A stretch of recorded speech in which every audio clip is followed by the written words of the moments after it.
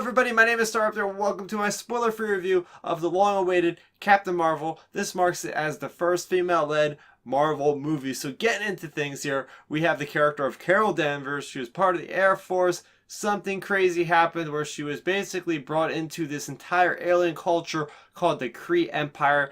They basically revitalize her with their own blue blood. She gains these miraculous powers, and then she goes on a mission, and well, she crashes back down to Earth, and she starts having these crazy memories of her past as a younger human. She does not really remember it, and next thing you know, she is fighting to save the Earth from these creatures called the Skrulls, who take form of anything that they look at, and it becomes a very big problem when we have her teaming up with the character of Nick Fury as well as Phil Coulson to try to have S.H.I.E.L.D. take these things out and make the world safe again. So that's basically the movie in a nutshell. Getting into the things that I enjoyed about this movie. First off, it's a very creative way of tackling an origin story. So usually things are told in chronological events like, Captain America, Iron Man, right? They follow a set storyline that goes forward. Whereas this one,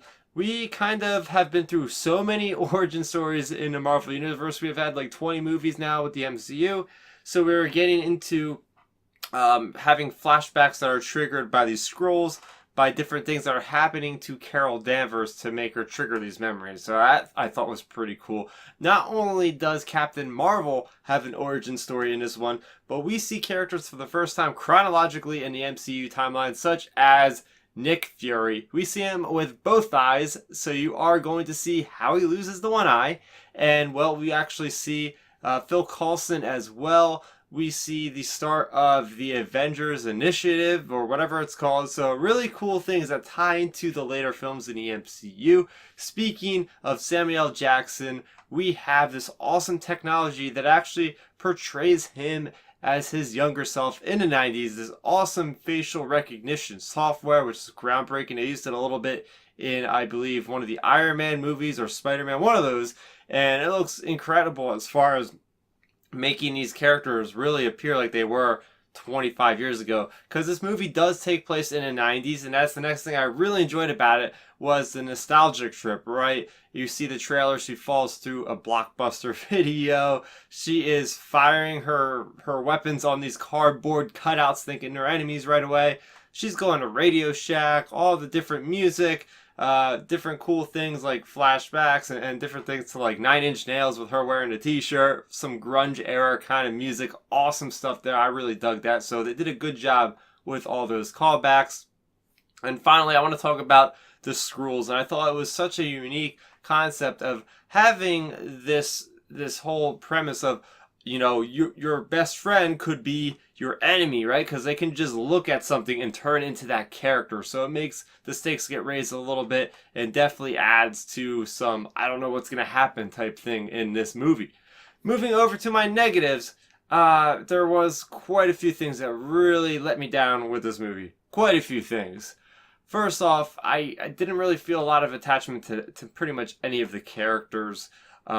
Yeah, the cat really stood out, the cat named Goose, and I don't want to spoil anything, obviously, but it will certainly surprise you to the point where I was like, what the hell, out loud in the theater with what was going on with that thing. So, really funny stuff there. But as far as that's concerned, I feel like we didn't get a lot of character growth.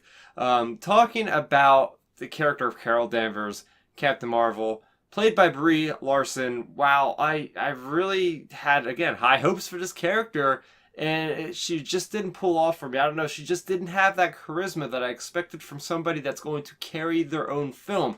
I didn't feel like I was really rooting for her for the whole movie. I didn't really have a reason to root for her for the whole movie. She didn't really have enough strong connections with other characters to make me feel like more human for her, because she's really an alien. And, at the end of the movie, without, again, giving anything away, she is just so overpowered, I don't even understand how the heck it's happening. They don't really emphasize on her origins of how she got these powers. They don't explain it, emphasize it enough to say, this is why we have her like this. And I feel like she doesn't earn what she does at the end of this movie. She does not earn it to really feel like, okay, she could possibly have done something like that. Granted, they're building this character up to be going up against Thanos, and we know how powerful Thanos is, so his contemporary has got to be basically as strong as he is, or if not stronger. But I feel like they could have built her up in another movie. Still, I feel like they could have had another movie with her in it, and I would have accepted that. But just from her doing different things and like leveling up times 1,000 by the end of this movie is the easiest way I can put it.